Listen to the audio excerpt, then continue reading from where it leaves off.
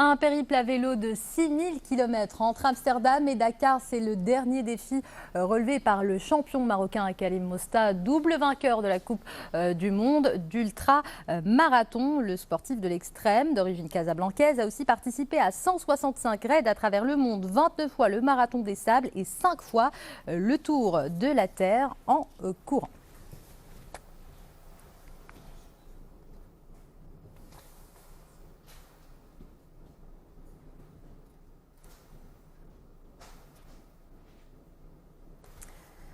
Karim Mosta, qui est justement l'invité du divan d'Infosoir. Bonsoir Karim Mosta. Bonsoir. Et bienvenue. Alors avant de parler de vos autres exploits, que je viens notamment de citer, je vous propose de commencer par votre actualité, qui est donc ce périple à vélo entre Amsterdam et Dakar. J'imagine que chaque étape a son lot de souvenirs, mais qu'est-ce que vous retenez de cette aventure? Qu'est-ce qui vous a marqué? Juste avant de commencer, je veux dire bon anniversaire à ma femme aujourd'hui. C'est grâce à elle que j'ai fait toutes ces aventures que vous venez de dire. C'est grâce à son soutien que... Son soutien, voilà. Et donc, qu'est-ce qui vous a marqué dans ce nouveau périple, ce nouveau challenge Amsterdam-Dakar? Amsterdam-Dakar, bon là, je voulais le faire parce que d'abord, pour le drapeau marocain, pour traverser le Sahara,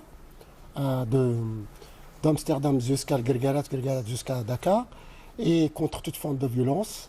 Et en même temps, j'ai été voir Abdelhak Nouri, notre champion marocain qui est malade depuis 6 ans. J'ai été le voir, je suis parti de son terrain, de terrain à Abdelhak Nouri à Amsterdam, un petit terrain.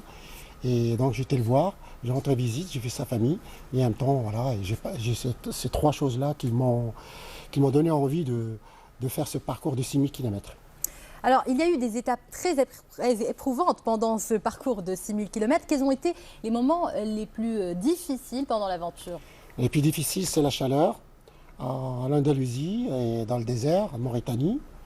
Et la grande distance au Maroc, pour traverser le désert de Maroc, parce qu'il n'y avait rien, puisque ça, je me trouvais il y avait la fête de l'Aïd, donc peu de stations qui étaient ouvertes, ils étaient fermées. Et donc, il me manquait un peu d'eau, un peu de nourriture, mais quand même, grâce au camion qui est passé, tout ça, il s'arrêtait de temps en temps, il me donnait de l'eau. Et l'altitude en traversant le Pyrénées entre la France et l'Espagne. Ah oui, et la solitude, d'ailleurs. 3 mois, c'est très long, c'est très long. L'effort de 3 mois aussi, c'est très long. Alors, vous en avez parlé à l'instant, vous portez aussi un message à travers ce challenge. Vous dites que vous êtes contre tout type de violence et que justement, le sport permet de se faire violence soi-même et donc de ne plus se défouler en quelque sorte sur les autres. Voilà, je suis contre toute forme de violence que j'attends à la radio, que je vois à la télévision, ou je vois dans la rue, que ce soit sur Internet, contre les enfants, la violence contre la nature, brûler la nature. Il y a plein de feux qu'il y a eu en Espagne, en France, ou même au Maroc. Il y a des gens qui mettent le feu, rien pour le plaisir. Et tout ça, c'est une forme de violence. Et moi, je suis contre. Et c'est pour ça que, au lieu de le dire, je me suis fait violence sur moi-même. Et quand les gens me disent pourquoi tu fais ça, je dis voilà, je suis contre la violence. Et les gens, en fait, tout le monde sait un peu qu'est-ce que c'est la violence. Tout le monde a subi des violences et sait qu'est-ce que c'est la violence. Et moi, c'est pour ça que je fais cette aventure et ça vaut tout dire, quoi. Voilà. Alors, Karim Mosta, on revient sur ce titre de double vainqueur de la Coupe du Monde d'ultra-marathon. C'est une course à pied pour les téléspectateurs dont la distance est supérieure à celle d'un marathon. Comment s'est passée justement cette transition entre cette discipline et le cyclisme? Écoutez, une fois que j'ai fait le tour, j'ai fait 5 fois le tour de la Terre en courant. J'ai couru dans tous les continents du monde. J'ai tout vu et il me manquait juste la Mecque. Et donc un jour, je voulais faire la Mecque. Après, c'est là que je parlais à un ami qui s'appelait Hal. Il m'a donné un coup de main et j'ai trouvé d'autres sponsors. Et je suis parti faire en 2019 la Mecque, juste avant le confinement, parce que j'aurais voulu le faire à pied. J'aurais fait à pied, j'aurais pas terminé, parce que le Covid était arrivé. Donc heureusement que je l'ai fait en vélo, parce que je peux aller un peu plus vite. Et j'ai traversé 13 pays. Après, c'est là que j'ai fait 8000 km. Et j'étais jusqu'à la Mecque, premier Marocain à faire cette aventure, et j'ai terminé et j'ai réussi. Et à partir de là, j'avais le Covid qui arrivait, et là je me suis ennuyé encore plus, et là c'est là que je dis il faut que je parte encore après le Covid, et c'est là je suis reparti pour faire Amsterdam-Dakar. Pourquoi le vélo? Parce que le vélo, Parce qu'une fois que j'ai fini de courir, quand on arrive à 65 ans, faire des compétitions, c'est un peu vulgaire en courant. Laissez les autres maintenant finir. C'est pour ça que j'ai choisi le vélo. Et le vélo, c'est une forme d'aventure et c'est des sports et sans compétition. Voilà. Et ça me permet d'aller plus loin et en mon rythme et en même temps et donner envie aux gens, même qu'il y a une vie après la course à pied. Vous avez parlé du Covid. Je me demandais comment est-ce qu'un sportif, justement, traverse un moment aussi difficile que le Covid, avec toutes les contraintes liées aux restrictions. Et j'ai attrapé le Covid. Quand j'ai fait Amsterdam-Dakar, j'ai attrapé le Covid à Tiznit. Mais quand on est un sportif, mon avis, hein, je ne sais pas, parce que je sais, quand on est sportif, ça passe, on le rattrape, mais on arrive quand même à s'en sortir. Moi, j'ai attrapé pendant une semaine, mais en fait, j'ai pas perdu le goût. J'étais fatigué pendant 12 jours. Après, je me suis reposé. Et après, j'ai été des Tiznit. Après, il n'y a que le désert. Et donc, j'avais pas de problème. Mais le Covid, pendant 2 ans, moi, franchement, ça m'a touché parce que moi, qui j'aime bien l'aventure, j'aime bien bouger. Et c'est pour ça qu'il est né cet Amsterdam-Dakar. Parce que l'ennui. Je me suis ennuyé. Pour ça, je dis, dès que c'est fini, il faut que je fasse quelque chose d'extraordinaire. Et c'est pour ça que l'idée d'Amsterdam-Dakar est née pendant le Covid. Voilà. Et c'est pour ça que les gens ils me disent maintenant, qu'est-ce que vous allez faire? Je dis, attendez, il faut que je digère cette aventure. Il faut que je m'ennuie un peu pour trouver une autre aventure. Voilà. D'accord. Alors, j'ai cité tout à l'heure tous vos autres exploits, 65 raids à travers le monde, 29 fois le marathon des sables, 5 fois le tour de la Terre en courant. Vous avez aussi couru dans les coins les plus dangereux de la planète, dont la vallée de la mort aux États-Unis. Vous étiez aussi en Amazonie. Oui. Vous êtes donc accro à l'adrénaline. Oui. Est-ce que vous comptez continuer à 68 ans à relever d'autres défis de l'extrême? Oui, sauf en course à pied, c'est fini. Mais en vélo, je pense en vélo, j'en ferai.